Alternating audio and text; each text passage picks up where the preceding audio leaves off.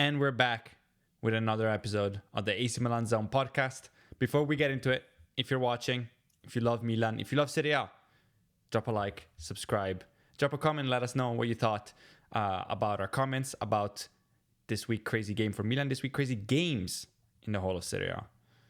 But, as always, I must remind you, my name is Stefan and I'm joined by my comrade in the beautiful black jersey, Oscar. How you doing, Oscar? I am doing great. It's fine. It's so nice to start off the week with 3 points. Can you say undeserved? Not really, but it's 3 points, and we're 3 points closer to Champions League. And trying to be optimistic. There has been some, the last few days, a lot of rumors regarding management. Is Allegri on his way out? Is it actually Ibro's on his way out? Perhaps a new minority stakeholder or owner who seems like a big dog, and it's it's such a strange feeling. I want to feel positive, but it's kind of hard. I just tired of change. I just want it just to be just something smooth, like maybe not win the league every year, but at least something that's not a roller coaster or like a reality TV show, like what it feels like at AC Milan. It's hilarious. You're right. I feel like every little bit of news, Milan fans online, in person, all the ones that I know, just grab onto it and say, okay, this is it. This is the light in the tunnel. Every random tweet, every little bit of positive info, we're like, okay, it's finally happening, something good, because it's been such a mess, and we're not the only ones, and we'll get to talk about that a little bit later. But as you said, for the first time in a while, Milan are victorious. This is our first win against a non-relegated side since Milan Torino 3-2 back in March, because our only other win between then and that was against Verona 1-0. Of course, Verona are going down, and our first win in the month of May. From the darkness and despair after a truly disgusting first half, Milan rally behind some Genoa mistakes, if we were being honest, behind Nkunku's mini resurgence, I called it, and Atekame's continue also mini breakout season, to cling on to 3 crucial points and put at least 1 foot in next year's Champions League. But of course, all is to be played for next year. As always, what did you make of this game? Couple sentences, 90 seconds. How did you see it? From my optimistic view earlier, I think it was a lackadaisical performance, big word. And to be honest, we don't really deserve Champions League at this rate. I think if you asked us in December, we did. Now we don't. Maybe it evens out over a season, but somehow we still have the game in our own hands, or the Champions League qualification in our own hands. And all I have to say is to Genoa fans, congratulations to, I think, lower half of the season finish. They had a fantastic tifo, and I hope you guys can celebrate, your fantastic 9 Scudetti, which happened over a year ago. It was a little bit crazy. We discussed this in the in the live reaction right after the game.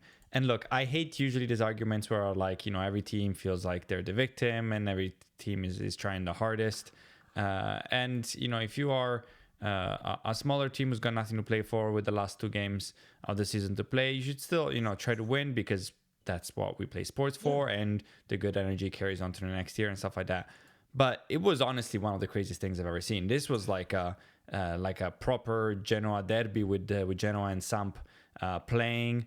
Vasquez scores this goal and takes out his captain armband and kisses it. Game is interrupted because of the crazy tifo. For a team who has nothing to play for, it was a little Yeah, bit jarring. And I get it. Look, it's though that Milan. just We've this is something that we've earned by being the social club we are. You don't see Real Madrid complain that every smaller team in La Liga tries to get a result against them. Of course, there's always a target on your back. But it was genuinely insane to see the sheer like level of passion that they put into this game, both fans and players. yeah, but I think the only point you can defend them on there is I think it is their last game of the season at home, and I think De Rossi is doing all right. Right, he's I think he was the perfect manager for that squad. I think he kind of brought them from the relegation battle quite early on. Look, I don't think they've had a great run of games, and looks a bit. They had possession from the first half, but they never really tested us, I thought. But yeah, they are a big. I mean, Genoa is a big city in Italy. I've been to Liguria quite a lot. In fact, actually, to be honest, in Liguria you find more, you find more Inter, Juve, or Milan fans. But yeah, it was a bit, I think, over the top. It feels like we're a celebration police. There's a Twitter account that's UK based that goes around and does like celebrate, like people telling other teams or players they can't celebrate. But again, I Yeah. thought it was it was a bit excessive. And you're right with the whole victimization thing. We saw it with Lazio. I think in 2026 they've only had attendance once, and that was against us. They don't even turn up to a um, a Roma derby, and I can't remember who it was, but somebody was talking about what is the biggest derby in Italy, and it depends what you're looking for. In the Roma derby, the last 20 years, right? It's not necessarily been that there that can decide a title race. And I'm sure Mm-hmm. you've had your Coppa Italia matchup throughout the years, but it kind of can save a season if you win the both one or at least both the Roma derbies, whether you're Lazio or Roma. Now Roma are fighting for Champions League. Lazio have been cuffed by their transfer ban, or transfer ban, I guess you could say. So I thought it was very strange that they didn't even turn up to the second last game of the season at a Roma derby. Yeah, yeah. For me, it's upsetting that they turned up against us because that really made no sense. But I kind of respect their and their players forcing the hand, and even in a derby, which we know how strong it's felt all over Italy, but especially in a city like Rome, to Mm. sort of force Lotito out, who should sell. I sometimes Could, wish that we were able to do the same. yeah, I was gonna say Because it could be us next season. Who knows? I say us. I yes, mean, we don't go yes, to that many games, but we could be our fans next season. But we're too big of a tourist club. We have our I think it was an Inter Miami jacket that was spotted with a Milan scarf, and it's look. I don't want to get into that. We I don't want to upset too many fans, but but yeah, I mean that's perhaps not the biggest fan. honestly could be us next year. Maybe you're right. Maybe it would never be feasible in Milan. They'd find some sort of tourists to show up. Um, but yeah, always interesting to see who they show up for, and we'll see if Lotito does sell. For the sake of Lazio, who I don't like as a club. They're much closer to Inter, of course, as we know. They like to bend over for them. But I have to feel bad. This season, it's honestly, there's some of the lineups that they've put. I feel bad for how Sarri, who I always loved as a manager a lot, has been treated. But you said something very interesting that made me think. You said we perhaps don't deserve Champions League anymore in terms of overall over a season. And I was thinking about this. If you were to say, obviously Inter the champions ran away with the title. Obviously they deserve the title on Champions League. Napoli, I think, had a very negative season, given where they were coming from last year, defending champions, but also the level of money that they've spent. But overall, probably deserve. They're 3 points clear, so they're not really far. But you would say, okay, But then, they're but the, they're but then doing you all can, right. but then you argue that okay, well they won last season, got investments, and then they made it into Champions League. And what did they do in the Champions League? So Of yeah, course, yeah. I don't know. What are we gonna do better next season? No, I'm gonna bite. I'm gonna be looking back at this podcast in 8 months' time when we've lost our seventh game in a row in this group stage against I don't know Yeah. PSV and the rest. But And we're back. Another loss against Kairat. I thought Santi Jimenez was dreadful. he's still there. Christ. Oh, I um, remember it was 2 seasons ago when the new format was launched. And I was recording at my old student accommodation, and Wi-Fi wasn't working, so I had to go down in these pods. And it was like 10 at night, and we were doing this analysis pods, and it was like another loss. yeah. The Champions League ones were brutal. Another The loss. Champions League ones were Oh, we brutal. were close to Leverkusen. We hit the post with our only shot on target. It's not Yeah, on target technically, but you know what I mean. Our only dangerous shot. Leverkusen yeah, weren't great. We were just shit. yeah, yeah. Dreadful. But assuming that Napoli overall, I don't think they were. You never really felt that they were a risk, even though they're really close because they've also had a dreadful season. Um, who do you think then? Again, deserves is such a funny word in football. It doesn't exist. Yeah. You get what you get. Over 38 games, referee mistakes, lucky, unlucky, all that. Because there's some interesting stats. I think if you look at expected goals, Juve is second. Expected points, again, what does that mean? I'm not a big fan of those stats. But Juve is second. That's tough. A discrepancy for a team that's actually sixth. And then you look at even a team like Como, who's fifth right now, but has the second best attack and the best defense in Serie A. So second most goals scored behind Inter and least goals conceded, and they're fifth. I mean, I'm not a statistician. I don't have the all the records below, but we've heard Allegri come in this season and say, the best. We need to focus on being the best defense because that's historically who wins the league, and he's before this year kind of correct. I don't know the last time that the team with the best defense and second best attack, we'll see, one more game to play, of course, is not only not winning the Scudetto, but fifth and out of Champions League.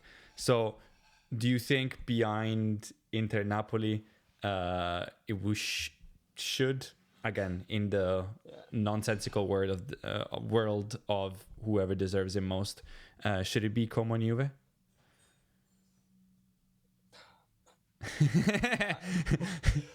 Look, it's all talking about entertainment value of how good football they play and expected goals, all these stats, and I think you said it right.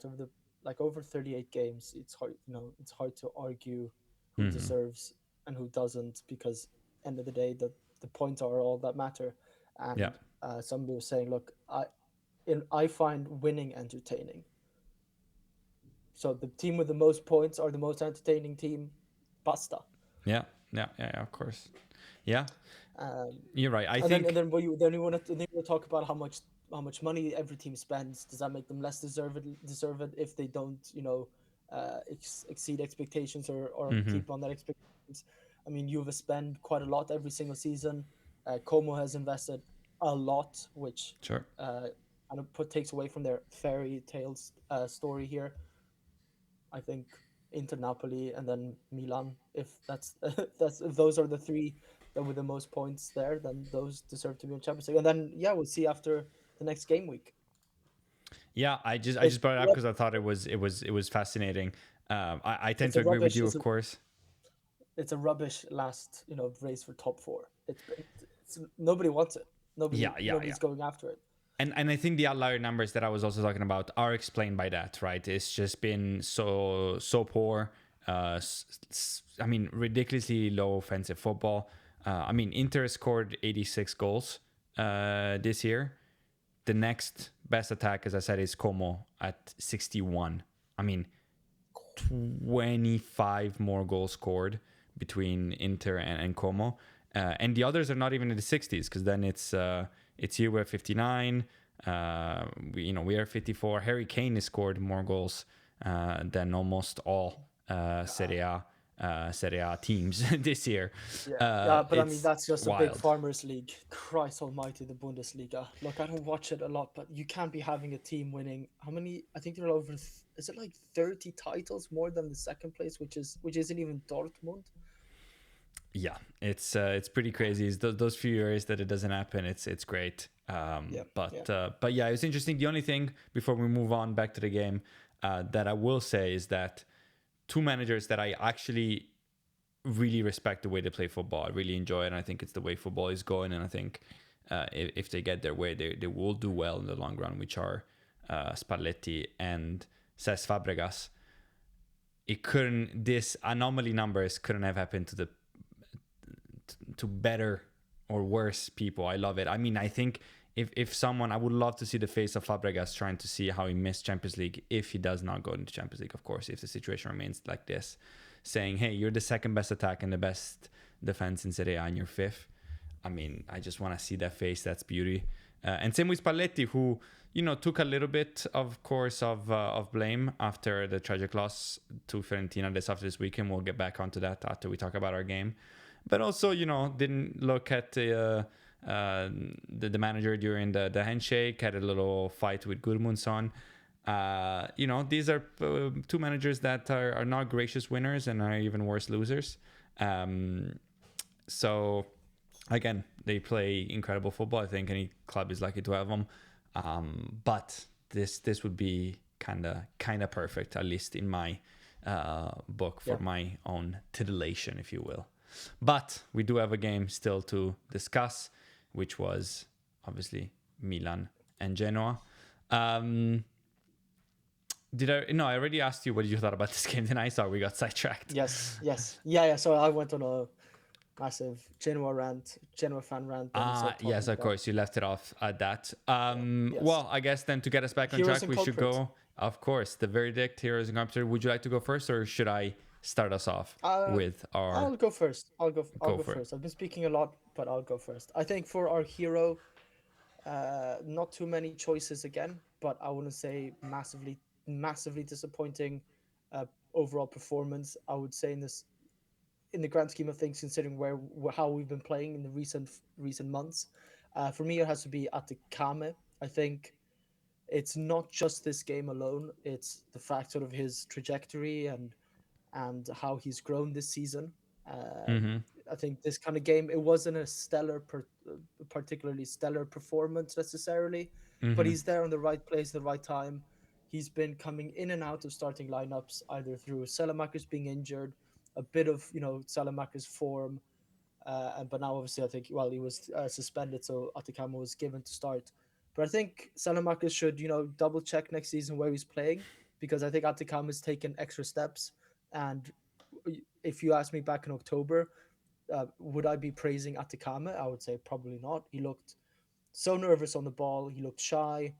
Yeah. I know I think he came as 18-year-old, right? So brand new country. Obviously, he's from Geneva, grew up played in Bern, which is still central Switzerland. Italy isn't massively different, but it's a big club, big responsibility at that age, moving properly abroad for the first time in your life. All these small things, I think, do factor into a Milan where you're scrutinized, where you're supposed to be, I shouldn't say a wonder kid, but when you look nervous, you look massively nervous and shaky in this Milan team. So right place, right time. I think the trajectory is going well. He's grown, and tidy finish gives us the go-ahead goal. Well, the 2-0. Therefore, we won by 2-1. So the game-winning goal. What more can you ask for? Yeah. I agreed. Not a game that absolutely still your eyes, but I mean, it's the end of the season. We've been, in management chaos. We don't even know who's turning up. Players, managers might be kicked out. No one has had a good game in a long time. At least not for us. Against us, a few players have done well. But yeah, I mean, I praise the growth. I think I will jump our little segment a little bit because we're talking about him, so I might as well include him. He was my highly underrated player of the game. Now, this is maybe a little bit of a wild pick because he did score. Usually I try to go for players that have maybe gone under the radar. But for me, it's same as what you said. The general growth this season has been impressive. He continues to grow. His confidence continues to grow. Adding another goal, yet another long shot from outside the box. He's a Swiss Army knife kind of player, both by passport, of course, being Swiss, but also by ability. I think he's shown that he can do a lot all over the pitch. And you're right, Salamaker should kind of watch his back. I don't think we're at that level. I think we're at the level where when Atakam is playing at his best and Salamaker is playing at his worst, you're like, oh, okay, maybe we swap this around, which was not the case early in the season. Salamaker would play 100 minutes every week in and week out because we didn't trust Atakame, and that's no longer the case. But he continues to grow. Needs to improve defensively. I was just to jump in, and we were talking about whether he's making the World Cup or not. I think I've not checked since about 11 o'clock, but the Swiss national team have done kind of a rogue squad release where they've, I don't know whether it's AI, but they've edited in, sort of partners and people in the community. So it was, for example, the fire brigade, and Oh, okay. within the picture of two firemen, they've hidden three names. For example, it was Okafor was on the sort of their regiment or Mm-hmm. brigade, whether which one said no Okafor. One of the name tags was Granit Xhaka, and for you Swiss or German speakers, fire brigade is called Feuerwehr, and they changed it to Freulerwehr, therefore sort of hiding it. So you had to go and spot the differences or Little Easter eggs. spot the names. So I'll double check after this podcast. Hopefully we see Atacama somehow hidden in one of the pictures. It's interesting. They're trying to grow the excitement. There was some leaks. Now we don't know if those are 100% sure, and that include Atekame. I did, because we discussed this in the live reaction. Go check that position. You really only have Widmer, who plays for Mainz, 30, 33, something like that, and not a lot. And Atekame can play right back and play right wing back in a tournament style situation. This is exactly the player, especially if you're Switzerland, where maybe Yeah. you might need to chase a goal and then you put him as right back and just go forward. Maybe you're playing a bigger team and you want to go five at the back, and he plays the role that he plays on Milan. If you need him, you can be in even a 4-4-2. I think it could be serviceable. I will go as far and say he will definitely make the Swiss squad. I think he should. And I'm excited Yeah. because I think this could be a little bit breakout. Widmer, solid, been as a Swiss national for a long time, definitely as a starting spot. But weird players get hot in these type of tournaments. Not saying Atekame will lead Switzerland to anything crazy, but don't be surprised if he maybe whips in a couple assists. And also you have to look at sometimes, not that you base your complete squad selection on that, but how many minutes played everyone has, how fresh legs are. It's gonna be pretty brutally hot in the US, if depending on where in the US, if they're playing the US. And even Canada can get quite hot, and obviously Mexico will be hot. But it'll be tired legs, tired minds. There are two or three friendly games just before the tournament, jet lag, all these small things. So maybe having a pretty fresh legged Atacama, like you say, off the bench or in Yeah. a formation change, could be very valuable. It would be extremely valuable for us if he gets big tournament experience. Switzerland has not gone under the radar. I don't think they're as underrated as people say they are.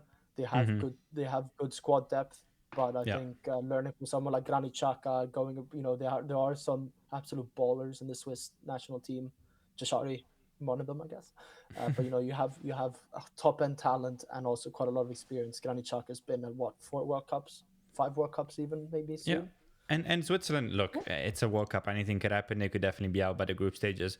But they have been good, especially as of late, for a few upsets. Of course, everyone remembers the one against France a few years ago, knocking out Italy. I don't know if you call that an upset as of late in the last Euro. But they've been good for a few deep runs. And unfortunately, I know very well, because everyone in Italy was very excited for this group that Switzerland is in and Italy was supposed to be in. But this group is looking tasty. The top seed in the group is Canada, host nation. Of course, who everyone was hoping to get, because obviously one of the weakest top seeds. Then you have your Bosnia, and you have Qatar. Now again, it's the World Cup. Anything could happen. But could I see Switzerland top this group? Absolutely. Yeah, you could So see 9 out of 9 points there. yeah. You can see. I'm So not saying it's going to we'll happen, see. but We'll see. yeah. Hopefully, yeah. Jashar is tough because he's really played so little. Now he's good enough that I think he will still get featured. I wonder how much he starts, but we'll see. But I think Atekam will get some good minutes. He's got the form. So a shout out to him. If we go to the other goal, and my hero of the game is Christopher Nkunku. I mentioned him in the introduction a little bit. A renaissance, maybe not so much, but definitely sort of a mini resurgence. He looked alive. Again, the bar is so low for us. As long as if you look alive and you put in a little bit of effort, which isn't the case with your striking partner, and we get on to him in just a second, then you have a positive performance. But he presses a little bit in the Genoa mistake. I definitely think it's more of a Genoa mistake than him and just Shari really forcing this arrow. But in order to make that happen, you do still need to make the press, and you need to be at the right place at the right time, chasing those kind of balls. He knows he's not gonna score. He just needs to get in to that ball before the goalkeeper and get tackled. That's exactly what he does, and then he slots away a clinical penalty. Goalkeeper on one side, ball on the other, whole stadium booing. We talked about the tifo not in his environment. A heavy goal. I think everyone in a Milan jersey, whether on the pitch or at home, like us, knew the sort of pressure of this moment. And we've struggled with penalties. We've been terrible, terrible, terrible. Yeah. Someone who hasn't struggled with penalties, despite the many up and downs this season, mostly downs to be fair, was Christopher Nkunku. So I wanted to give him his flowers. And it remains the case that we look a lot better whenever we have one of Pulisic or Leao or Nkunku matched with a striker. And yeah, this was still the case. What did you think of his performance? I was actually going to ask you a question. Do you see I guess a bright future for him at Milan next season, in the sense that we want to keep him? Do we build on him? Difficult, Is man. there a way that Allegri that he works his system over summer and in the preseason, whereby you perhaps leave the 3-5-2, or at least you change the tactics a bit? You get your number nine. Isn't Kunku? We can talk about Leao or Pulisic leaving and or both. Get onto Is that at the end of the podcast. Will he be a bright spot? Do we want to keep him? Is he like, yes, we're keeping him? Is it like, do you not feel anything that if he leaves, whatever, if he stays, whatever? It's so difficult. I'm curious to pick your mind on this too. And I'm trying not to be reactionary, which we always are to some extent, because I remember all the games where he just came in and did absolutely nothing, and I was like, get him out. I think Yeah, overall, I yeah, wouldn't be too phased either way. I think if he stays, I could get behind my biased Milan fan and be like, "Oh, next season it's his season," and if he goes, I'm not going to be distraught. I think I don't see a very realistic future in which one of Leao and Pulisic isn't sold. And in yeah. that case, keeping Nkunku might make more sense. Um, Now, does it make sense if we play like this year, like we did this year, in terms of two strikers? Maybe not. But if we have a future where we play 4-3-3 or a 4-2-3-1, I would love to see him as that number 10. Um, Yeah. then it might As make sense. For the price, he needs to still show a little bit more. I still believe in that. yeah, Uh, and but his salary. Yeah. yeah, what do you I think? Would think you keep him? what is underrated is that he's sort of, I should suppose, he's 28. He's supposed to be going into his prime. I think a lot of people underestimate that he's played in four different leagues in the last, was it 7 years? Yeah, Obviously, coming from PSG, going to Leipzig, then going to Chelsea, and then going to in the Premier League, and then going to Milan. I mean, it's four completely different profiles in terms of league. It does take time for even players that are worth 40 million to get adjusted.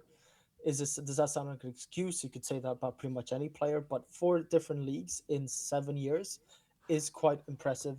Going from a PSG that dominates every league, and obviously he was a youth-ish player, then going to Leipzig where he played his best football. We can't deny that, but a completely different type of football, especially Leipzig, who was very much a tactical team. Then yeah, going to a Chelsea that was a meh, and he couldn't really find his footing, and he played 31, I think 38 league games over 2 seasons. That's not a lot.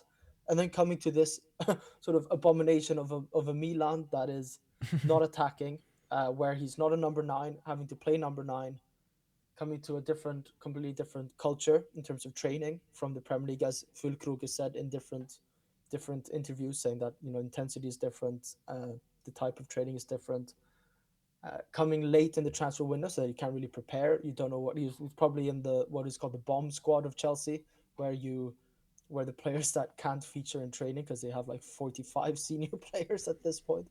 They just train by themselves and they don't get the facilities that the rest of the Chelsea players get. That all does factor in. So I wouldn't say I'm hopeful for next season, but I'm a lot more. I wouldn't mind him having a proper summer at Milan. He's not going to the World Cup, right? yeah. Having getting adjusted and hopefully whoever our next manager is finds a role for him. He can be useful. He's shown not to be massively injury prone, knock on wood. We'll see. Yeah, agreed. I think he's also, if Allegri does stay, he's also a player that's has the sort of ability and spark to change a game by itself. And I think we won't see Allegri implement an attacking system that just causes us to play better and be more fluid and create a lot. I think Allegri will always, be for stability, defensive prowess first, and then let the attackers sort of sort it themselves out. There's not a lot of players in Serie A right now that can do that. I think Nkunku in form is one of those. If ideally Rafa in form would also do the same. But if I'm like, okay, into space ball to Nkunku, I feel good with my chances. Let's just put it that way. And I also think you're right. I think playing for that many teams, but also for that many great teams. You come from the PSG academy. Obviously, you played in the PSG first team. You played at Chelsea, even though it was shambles of a team and not a great experience for him.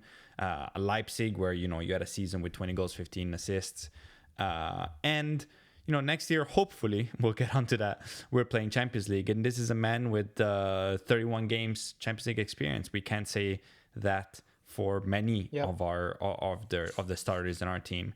This is a guy who scored 11 goals in the Champions League, who has 6 assists, and that can go a long way, specifically in this new format where it can make a difference because you're not only playing the Real Madrids of the world, but you're also playing Kairat and seeing a lot of teams that have maybe their first Champions League experience. And I think helping would be a solid rotation scheme rather than, because obviously we didn't have that many games this season. We didn't have Champions League or any Europe. Just having a number 9 with, let's say, Leao being the starters, we know that week in, week out, and then you rotate Nkunku in.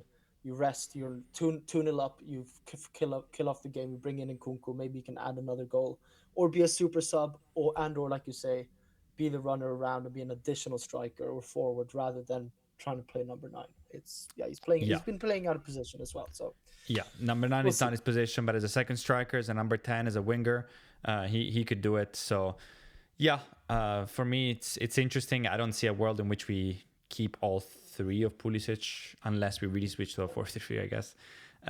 But those 3 aren't the problems. Is more the number 9, who is the problem. Which then introduces me. Maybe I go first with a culprit, and then we save yours for after. For my culprit of the game, and it's unfortunately, and I say this because I really do like the guy. I want him to work. It's Santi Jimenez again. I mean, we were talking about, hey, we had a lot of poor performances, but maybe in the last game we started seeing just a little bit, not much, just a little bit from him. Maybe he earned the start. Everyone said he should start, even after the Atalanta game, because we saw something. But this is tough. It's tough to watch at this moment. He's just wandering about, not doing much, absolutely toothless. He seems scared of his shadow. At some point, I'm even I focused on him during the game, and I'm really trying to see. And I'm even wondering, and now I'm being armchair psychologist, but I'm even wondering if he's even really looking for the ball. It threw me back, and follow me here, to being, I don't know, maybe 12, and I was playing basketball at the time, and I was very small, just starting to basketball. So in Italy there's a few levels, even when you play as recreationally, with teams and stuff like that based on age, and you play they call them professional, but club matches once you're a certain age and stuff like that. It was towards the end of the season, and obviously there's some players missing, so they called some of the younger kids, and I was one of those. I expected to just be on the bench the whole time. Towards the end, I forgot if we were winning or losing. I don't even remember, to be honest, but I get thrown in, and probably winning. And I get thrown in, and no one is expecting anything, but I'm just terrified at this point. I'm just a level above. These are kids that are whatever, 2, 3, 4 years older than me. And I remember so clearly, for the first time ever, I was like, I don't even want the ball. I'm happy to make the runs that I'm supposed to, go fill up the space that I need to, but if you don't don't pass it to me, that's okay. And I feel like Santi Jimenez is doing that right now. There is Yeah, that chance. and you're perhaps playing sort of like a 75-ish% as well, because you're not going actively, proactively looking for the ball, which you should, but you're doing something that doesn't make you stand out. So that, yeah, you're Exactly. making that, I don't know, setting a screen in basketball. I don't know if you were doing that, but Hmm. you know what I mean? Like, I don't play basketball, running to make sure that, oh yeah, I could be a pass, but then also opens up for someone else. But even that, Santi Jimenez has stopped doing. So he's just hiding behind the center back, allowing to be man marked, Exactly. You dropping see the deep from space you time run to into it, but you time. don't sprint because you don't want to Yeah, beat the defender. yeah. You want the defender to just kind of have a yeah. I feel like he's doing that. There's that chance where he gets the service in the in the box and he has the ball and his the back. I mean, a striker there, puts his booty on the defender and then tries to spin and gets a shot on target. And I understand 70% of the time that shot gets blocked, but you do it. He just does it, kind of Yeah, feels the pressure and then just lays it off lazily to Rabiot and doesn't even bother to reposition yeah. again. I think it was in like the 30th minute. I think we were WhatsApping, and he gets the ball at the edge of the box, sort of, and he takes a couple of touches, and he's in good space, and the defender's not really in the right position. I swear the defender catches up by 3 meters with only 7 meters to sprint into, and Yeah, like you say, he didn't miss. It wasn't a missed touch. Like, he didn't fumble with the ball or whatever you want to call it. He just just doesn't running in have the sand. oomph. And this is the 30th minute, and the guy's been. I know he was injured for 3 months, but now he should be match form. And 30th minute without him having run around a lot. It's not that we've been counterattacking like mad dogs. Yeah, Yeah, I it's can crazy agree. because we were talking and we were saying there's no way he's going to create himself a chance or someone's going to create a chance for him all game.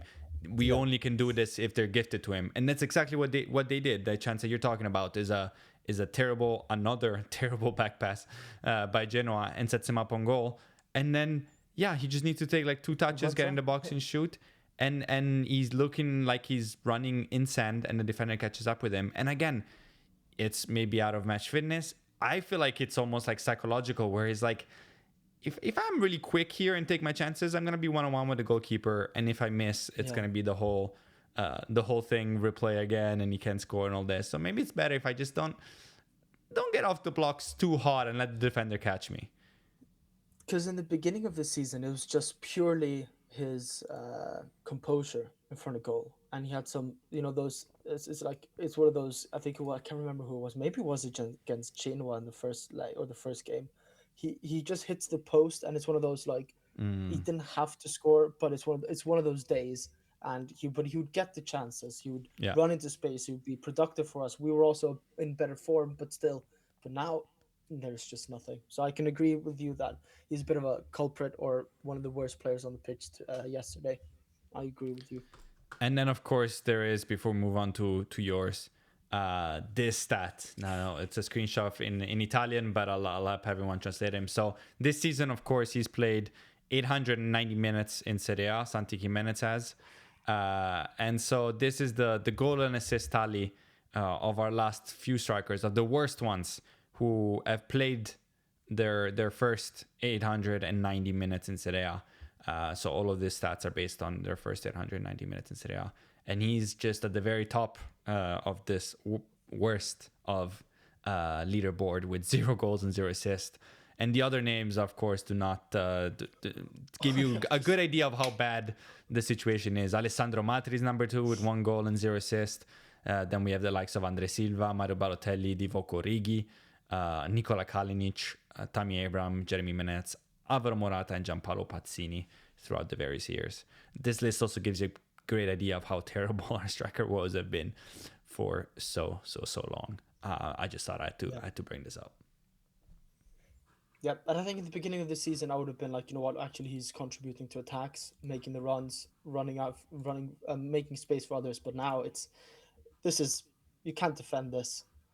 I was a bit of on the Santi Jimenez train. I have my Mexico jersey ready for him to score against Yeah, Cagliari, it but must be collecting dust. I feel like we've heard that a lot in predictions. He's gonna score. yeah, You're gonna I'm take not the sure you can jersey see it, out. but it's in one of the drawers down there. It's at the bottom now because I've been changing these, and we're having other workout clothes. But And you know what the sick Crazy. part is that I think there still is a, maybe not good at this point, but usable striker. I know that the Dutch league is a farmer league and the marking area is different, and we've also been playing at times dreadful attacking football for a striker. So if all of them are struggling, it's not just Santi, or not entirely Santi's fault. But yeah, the sick part is that I'm still like, he's gotta be decent. He's gotta be good. But I think it seems pretty inevitable that his adventure at Milan will come to an end this summer, Unless unless he's there what is. 20, He's pretty young, I he's think. No. 25 years old, and it's like, yeah, he's 24, 25ish, and you're like thinking of the Jamie Carragher quote, leave football before the football leaves you. But in this case, Oh it's for no. just for Milan. Like, go back Yeah, to, like, I don't know, the Dutch yeah. league, or I don't know, I think the Bundesliga. only hope that he has is that there's literally so little market demand for him that we can take that loss, and we will Yeah. need a backup striker, and maybe I don't know. Given the money that we pay for him, it seems harsh. It seems unlikely that our ownership will want that money rotting on the bench. Not that he won't play; he would play if that's what we had. But clearly, the feeling also with Max it isn't there now. Of course, it's gonna be a coin flip if Max stays. But yeah, worst culprit of the game for me is Santi Jimenez. What about you? Hmm. I'm gonna keep it short and sweet. I don't think there were any absolutely diabolical performances compared to the rest of the run of games that we've had. I'm Mm-hmm. just kind of sick and tired of Tomori. He doesn't add anything. Comes back from his suspension, his stupid double yellow card against Sassuolo 2 games ago. There was this, wasn't it like the 15th minute? It's a simple, should be simple, center back pass, which was across over Gabbia, but it was like he tried to lift it and he misses Strahina Pavlovic. Pavlovic wasn't out of position. It wasn't necessarily too stressed. It just goes way over Pavlovic. I know the pitch wasn't perhaps the best of, looked really dry. Tomori's the last 3 seasons not been a ball playing centre back, but at the same time, it's those small things that just sets you up to an absolutely diabolical game, and it makes everyone else nervous around you, because if you can't be doing that, can't be trusted as one of our senior players, probably after Mignon and Leao, Yeah, most capped player, I guess, most appearances, must be. Yeah, must be. Let me look it up. yeah. Keep talking. Yep, yep. Yeah, Mignon, Leo, and that just sets the tone for the rest of the game. Not only for him, but the back line. Because Gabbia will then be in the back of his mind going, you know what? He's not had the greatest runs of game. He's pulling this out in the first 20 minutes of the game. I'm gonna have to take 2-3 steps back just to be a reassurance for him.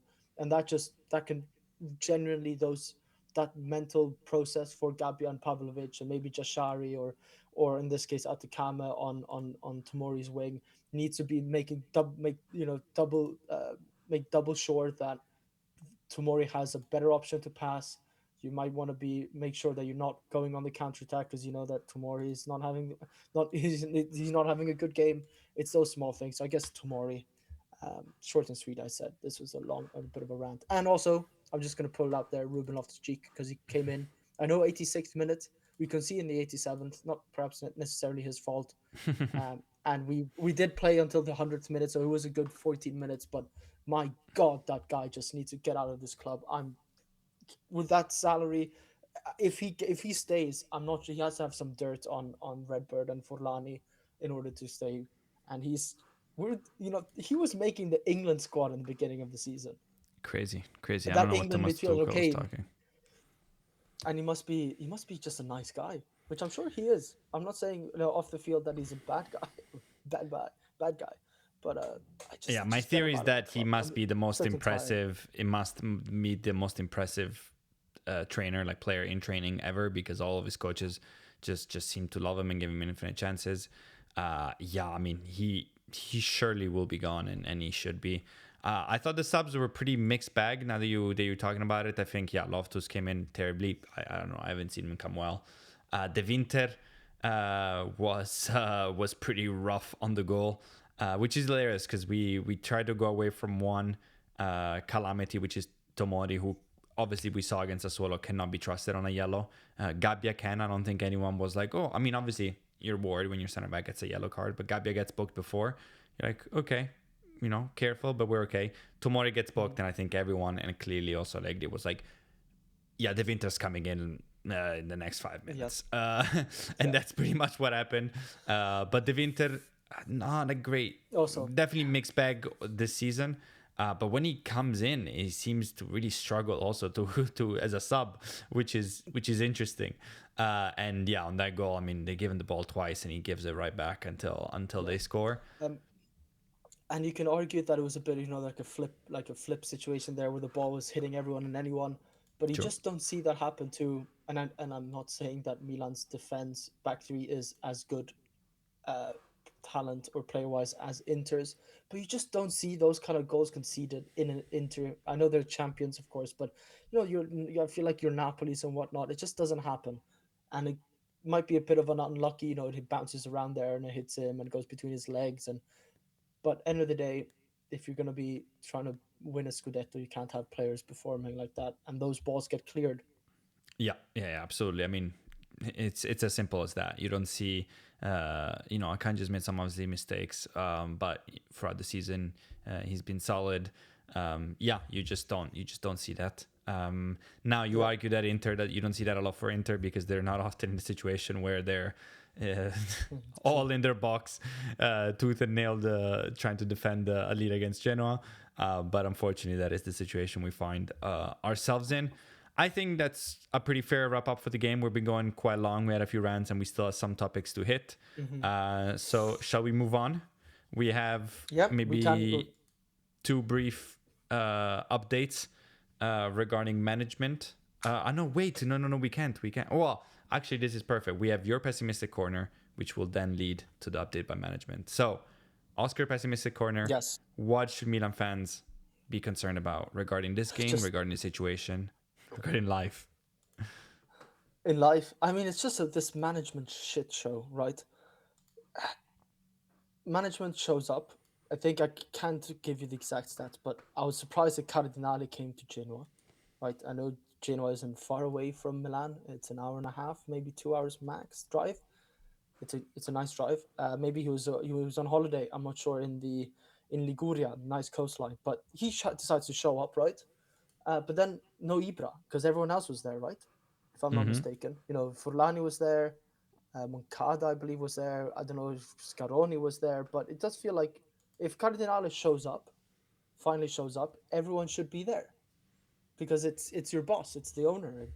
You align it, but then no, Ibra wasn't there because he came back from a meeting in London, I think, with Cardinale, right? A couple of days ago on a private jet from Linate. And then I just opened up my phone, and all of a sudden, I think it was Sunday night. I believe he's doing CBS commentary or expertise, Zlatan, as a pundit. Yeah. And he's doing like some sort of, I know it's a gimmicky skit or whatever. We're standing in front of a mirror practicing and saying, well, France is winning the World Cup, or makes a dig at Canada for whatever reason that is, I guess because CBS is American owned. It's a dig, cool, whatever. Then he starts clowning Norway, and it's a valid joke that finally Norway get to make a World Cup. But it's just this character that it's not even this ego Zlatan that we had with his funny interviews at Man United, comparing himself to God and a lion and all these. It doesn't add any weight to his, or not aura, but his character anymore. It's just gimmicky. And he's out there releasing these, and I'm sure they're pre-filmed and they've been pre-filmed for a few months now. But it's just all coming together. Like, how is it all coming together now? And I do sound like a Karen, not a Karin. My mother's called Karin. Karen. But like, what are we doing here? Why is he out here doing this kind of punditry shit? He's supposed to be a serious director at a big club.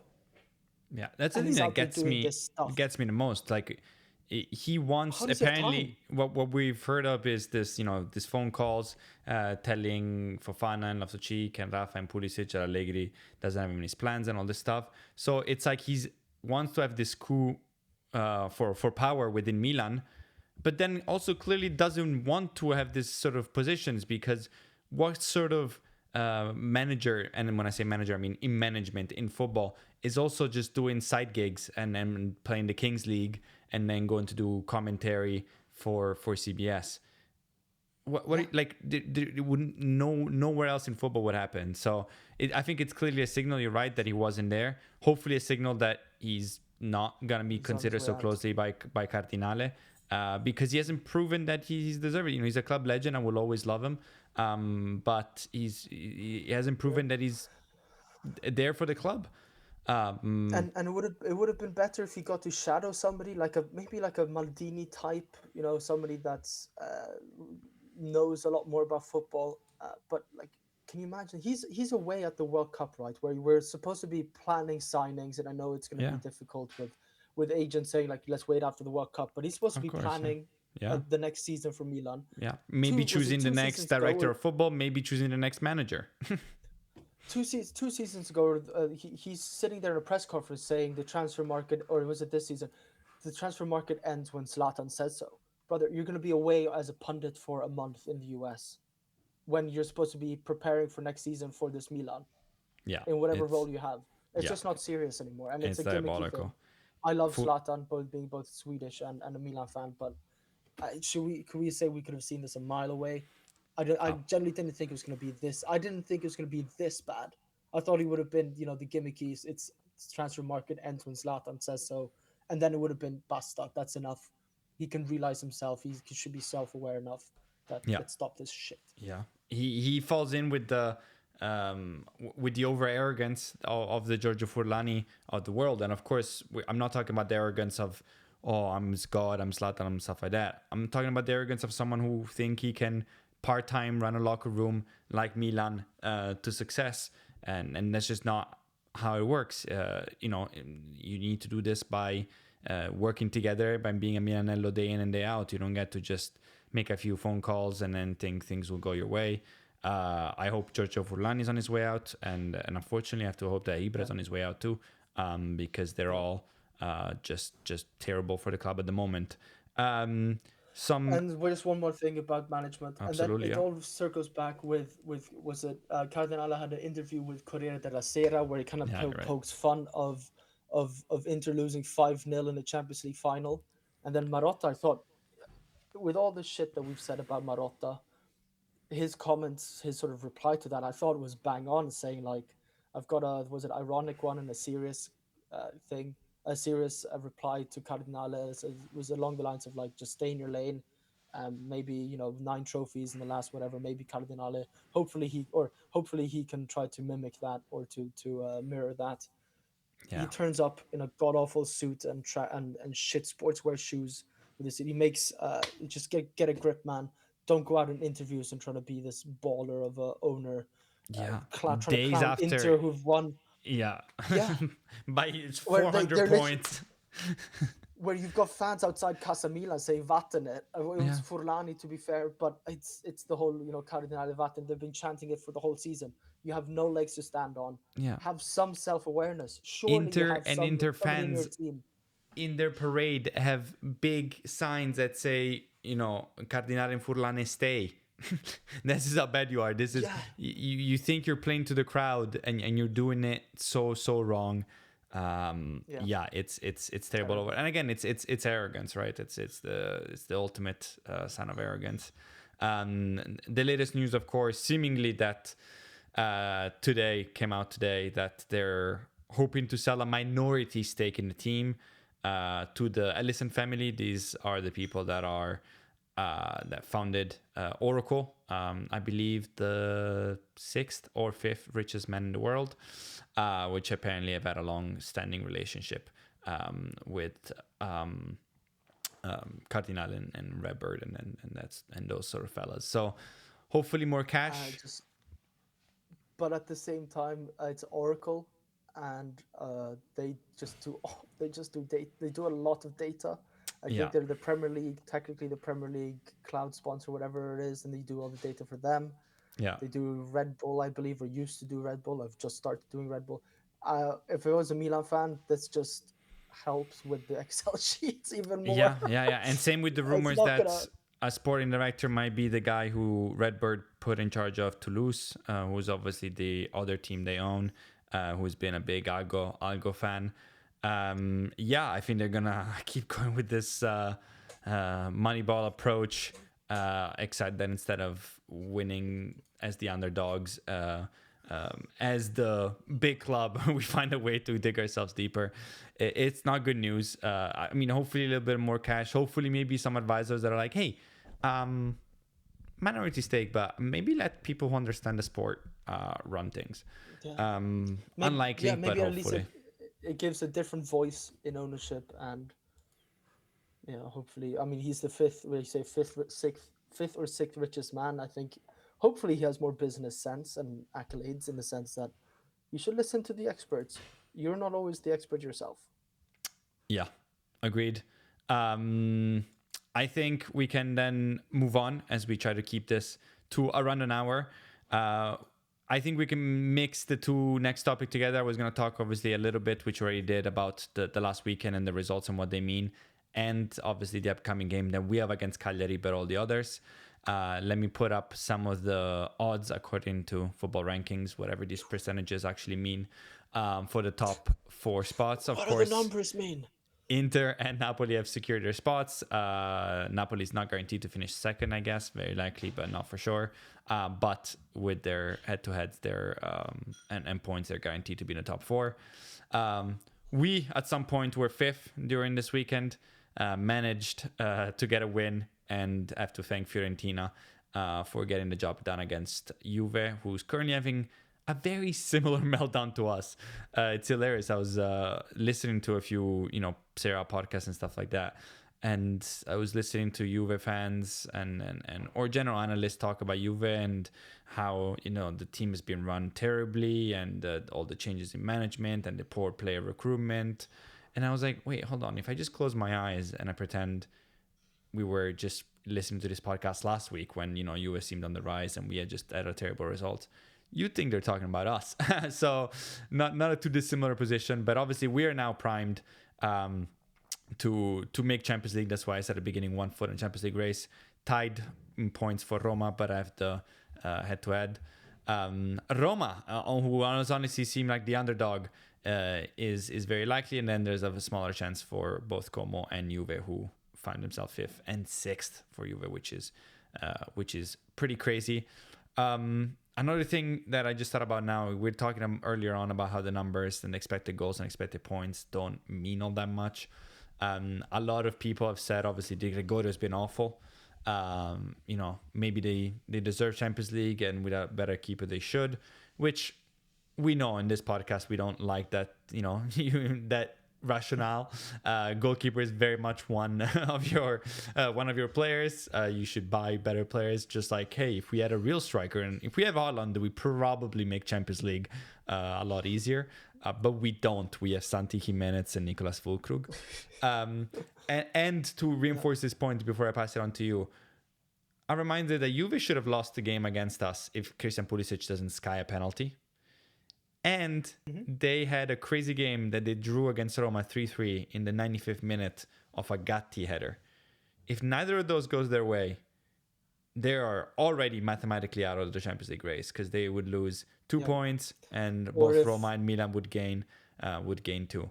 If doesn't exist. Yeah, but if Kalulu didn't get that second yellow with the Bastoni dive, they might be having an extra 3 points. So, but Yeah. Was that what you're asking me about my opinion on these expected points? On the race, on the race, on what we saw this weekend. I guess we kind of talked about it already, and how confident you feel about going into Cagliari. It's exciting. I would love to be like a Genoa fan and just put my feet up this weekend and watch it all unfold, but it doesn't seem like anybody's really. Oh, my Siri just triggered. They also wanted to know their opinion. Siri thinks we make Champions League.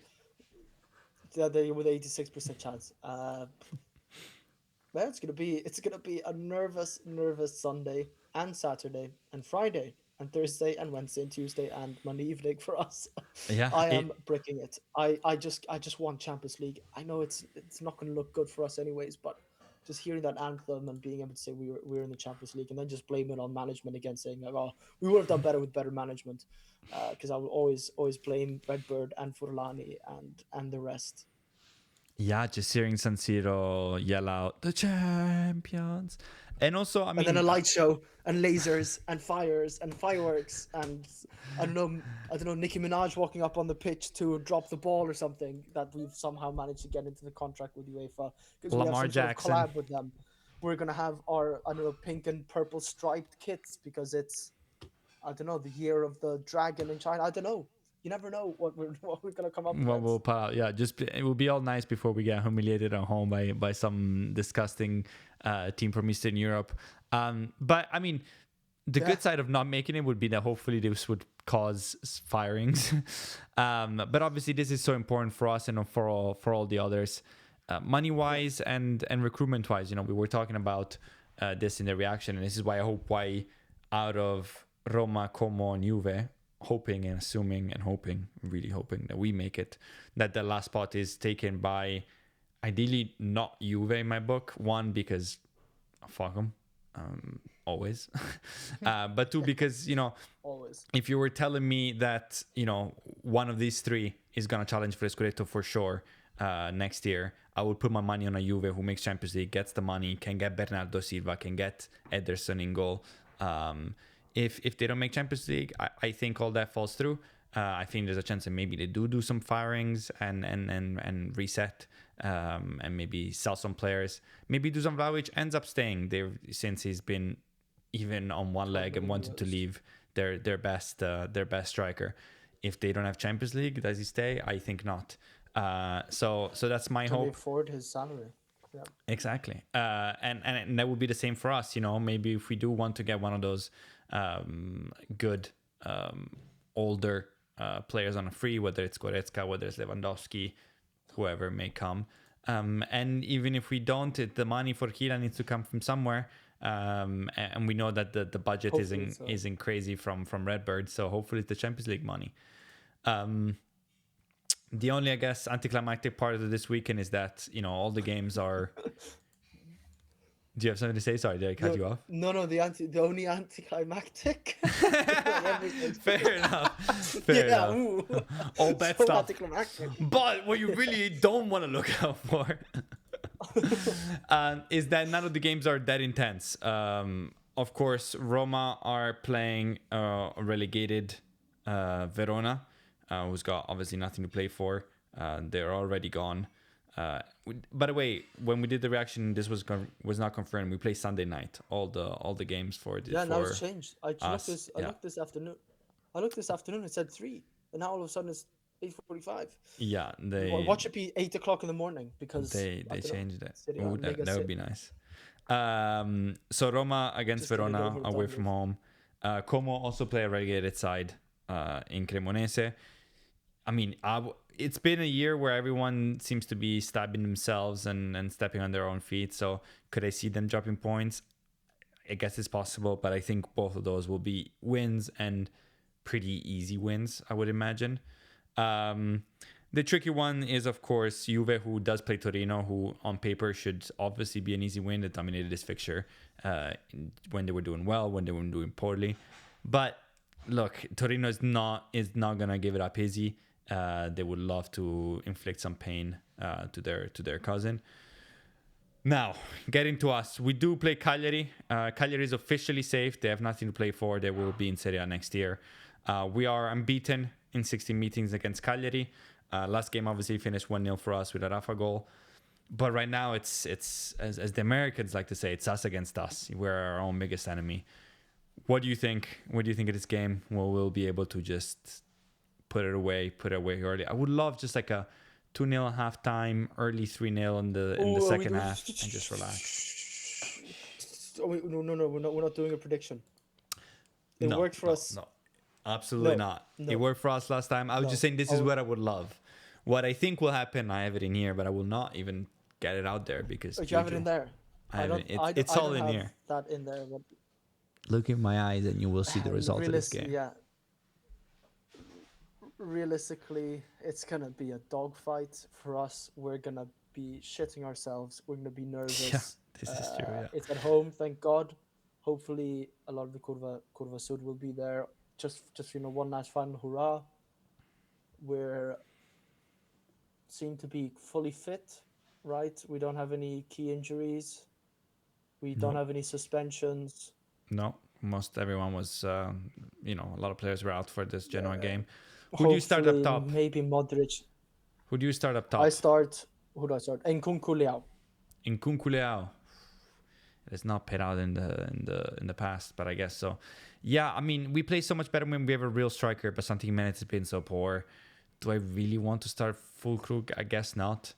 I would be inclined to considering one of the real strikers and then maybe Nkunku over. I don't know. Just go with the hot end at this Who point. do we who do we play at the back as well? Do we? I mean, Gabriel Pavlovic, of course, but is it Tomori? Is it De Winter? I think Is it's Modric starting? I think I think Tomori is pretty set in. The Yeah. Modric is tough, right? He made the bench. He still looked pretty swollen. He had a mask. I didn't think neither Richie or Jashari were particularly poor. Maybe for Fofana, will he start? I mean, if I have a hunch about how Allegri sees life, I'm guessing he's gonna go with all these known quantities. So Modric, physically, you have to see how he is in training. But if he has a chance to, I think Modric starts. Rabiot obviously starts, and if he has to pick that last spot, it's probably is Fofana, just because you go with what you know. Salamakers on one side, Bartesaga on the other. Up top, I don't think anyone knows. I think, as you said, it's gonna be in training, and whoever looks half decent. Hard to see Nkunku not be a starter, whether as a 9 or as the supporting cast in that duo, because he's been in form, and I can't stretch how low the bar for in form is right now. But he put away a penalty and pressed a little bit, so that counts. Dogfight. One where you definitely need to take the early chances, the few early chances if you get them, because it could be, we saw how hard they were shitting themselves once we went up against Genoa, and even after the second goal, immediately collapsed back, conceded a stupid goal, and then just continue to shit bricks. So, yeah, we'll have to see. We won't do predictions, but we'll just leave it there for the almost last time. We bid farewell. As always, Forza Milan will live react, hopefully celebrating our team getting back into Champions League, but we'll see. Forza Milan. Forza Milan.